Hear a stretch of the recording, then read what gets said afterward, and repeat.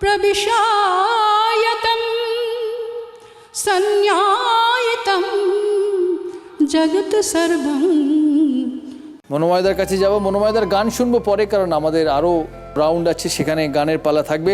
মনোময়দা modern song singer, 5th generation of Jadu Bhatta. Jadu Bhatta মানে আমাদের বিষ্ণুপুর যে ঘরানা, বন্দে মাতরমের প্রথম সুরকার। এবং উনি রবীন্দ্রনাথ ঠাকুরকে গান শেখাতেন, ক্লাসিক্যাল মিউজিক, বঙ্কিমচন্দ্র চট্টোপাধ্যায়কে ক্লাসিক্যাল মিউজিক শেখাতেন। এই ঘরের আমি 5th জেনারেশন। মানে কিভাবে 5th মানে যদু ভট্ট এবং কার্তিক ভট্টাচার্য দুই ভাই, সেই কার্তিক ভট্টাচার্যের পঞ্চম হচ্ছে না। বিষ্ণুপুর ঘরানার সূচনাও তো উনি করেন। হ্যাঁ, বাংলার একমাত্র ঘরানা বিষ্ণুপুর ঘরানা, একদম বিষ্ণু। এবং ধ্রুপদ গানের যে প্রচার হয়েছিল বিষ্ণুপুরে, তার অন্যতম কারিগর যদু ভট্ট। আমি গান শেখা শুরু করি খুব ছোটোবেলায়, 5 বছর বয়স থেকে। আর তখন থেকেই আমার ঘরে, যেহেতু আমার বাবা রবীন্দ্রসঙ্গীত শিখতেন, সুবিনয় রায়ের ছাত্র ছিলেন, আমার মা রত্নেশ্বরবাবুর কাছে শিখতেন, সুতরাং ঘরের মধ্যে গানটা ছিলই আর কি। আমি ভীষণভাবে কি বলবো, গ্রেটফুল আমার বাবা মার কাছে। এরকম বাবা মা পাওয়া খুব দুষ্কর। আর বাবা যেহেতু নিজের একজন শিক্ষক ছিলেন, আমার বাকি দাদারা, দিদি, তারা সবাই পড়াশোনা করেছেন খুব মন দিয়ে, চাপ দিতেন বাবা। কিন্তু আমার ক্ষেত্রটা একদম আলাদা। আমাকে বলতেন তুই মন দিয়ে শুধু গান কর। মানে পড়াশোনার চাপ ছিল না? পড়াশোনার কোনো চাপ ছিল না। আমি ছোটোবেলাটা বিন্দাস খেলে আর গান করে কাটিয়েছি। হ্যাঁ, কপাল ভালো, পড়াশোনার চাপ ছিল না।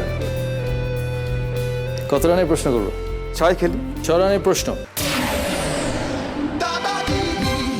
স্বামী বিবেকানন্দের কণ্ঠে জনপ্রিয় বিখ্যাত গান মন চলো নিজের নিকেতনে। শ্রীরামকৃষ্ণের সঙ্গে প্রথম সাক্ষাতে তিনি এই গানটি শুনিয়েছিলেন। গানটির গীতিকার কে? 4 options: Ayodhyaman Pakrashi, Ramprasad Sen, Sharatchandra Chakraborty, Atul Prasad Sen. Sharatchandra Chakraborty. Sharatchandra Chakraborty, full and final? একটু ডাউট আছে, এটাই নাও। Sharatchandra Chakraborty, full and final? কেউ চ্যালেঞ্জ করবে? সঠিক উত্তর আয়োধ্যমান পাকরাশি, -6। উত্তর দিনাজপুরের সীমাদি কীর্তন, পদাবলী কীর্তন। পদাবলী কীর্তন। এটার কারণ কি? সবাই তো বিভিন্ন গান গায়, কেউ প্লেব্যাক সিঙ্গার হতে চায়, রবীন্দ্রসঙ্গীত গায়। এই পদাবলী কীর্তনের শুরু কেন? আমি কিন্তু একদম গিটার বাজিয়ে ইংরেজি গান করতাম একটা সময়। গিটার বাজিয়ে ইংরেজি? তো গিটার বাজিয়ে ইংরেজি থেকে একদম কীর্তন, মানে একদম ম্যাসিভ সেটার ঘটনা। ট্রান্সফরমেশন। আমি একটা ইলেকট্রনিক মিডিয়াতে চাকরি করি, তো সেখান থেকে আমাকে ছবি বন্দ্যোপাধ্যায়, গীতশ্রী ছবি বন্দ্যোপাধ্যায়কে ইন্টারভিউ করতে বলা হয়। তো উনি ভীষণ প্রচার বিমুখ সেই সময়। উনি কিন্তু সমস্ত প্রচারের আড়ালে চলে গেছেন। উনি আমাকে বললেন তুমি চলে যাও, তোমাকে আমি ইন্টারভিউ দেবো না। তো আমার সঙ্গে সেদিন গুরু পূর্ণিমা, সঙ্গে 6টা পদ্ম ছিল। উনি ঠাকুর ঘরেই সময় কাটাতেন, ব্রহ্মচারিণী ছিলেন একদম। তো আমি আলটিমেটলি বললাম, ওনার গান শুনেছিলাম, যে আমি কি শিখতে পারি? বলে এক্ষুনি ঘর থেকে বেরিয়ে যাও। তো উনি আমাকে শেখাতে নারাজ হলেন। তো সেই দিন আমি একটি গৌর বন্দনা ওনারই গাওয়া, মানে আস্তে আস্তে ওনার রেকর্ড শুনে শুনে আমার একটা মানে ভেতরে ভেতরে কীর্তনটার বসবাস হচ্ছিল, ঘর খুঁজছিল।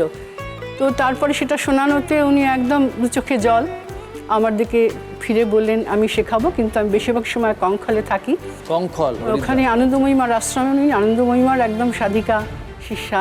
আপনি কি কলকাতায় থাকেন? আমি কলকাতা থাকি। আচ্ছা, কলকাতায় কোথায়? কলকাতা আমি নাকতলা থাকি। আচ্ছা, টলিগঞ্জ। তো এই আমার চলা শুরু হলো আর কি।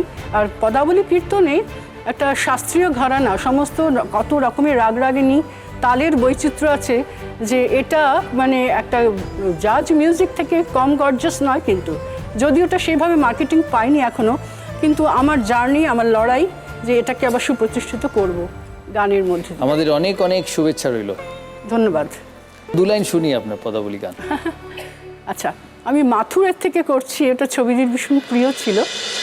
युगायतं निमेषेन चक्षुषा प्रविशायतं संज्ञायितं जगत् सर्वं गोविंद विरहे नमे।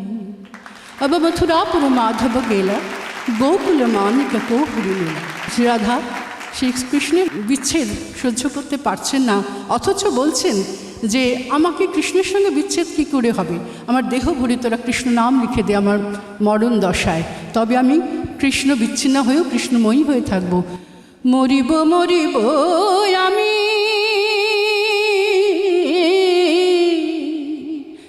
নিশ্চয় মরিব, আর কানু হেন গুণনিধি কারে দিয়ে যাব। আমার সময় হয়েছে আর তো প্রাণে সয় না সখী, তোরা দেহ ভরে কৃষ্ণ নাম লিখে দে, দেহ ভরে কৃষ্ণ নাম লিখে দে।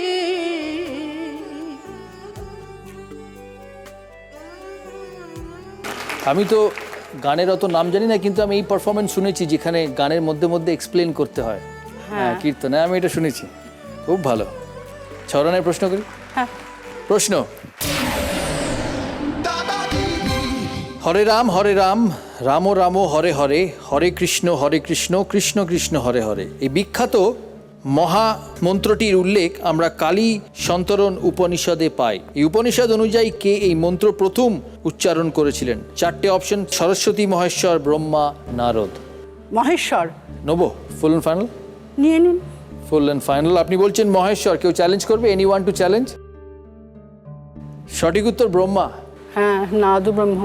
নারদ যখন ব্রহ্মাকে নারায়ণের নাম জিজ্ঞেস করেছিলেন তখন ব্রহ্মা এই উত্তর দিয়েছিলেন, হরে রামা রামা রামা হরে হরে। ব্রহ্মা তখন এই নারদের প্রশ্নের উত্তরে এই মন্ত্রটি বলেছিলেন।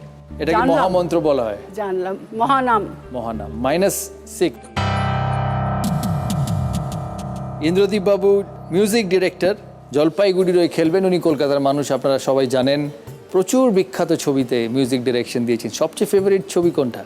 এটা বলা সত্যি খুব মুশকিল। তবুও কোনো ছবি তো মনে খুব আঁক কাটে। চ্যাপলিন বলে একটা ছবির মিউজিক করেছিলাম আমি। অনিন্দর? হ্যাঁ, অনিন্দর। চ্যাপলিন।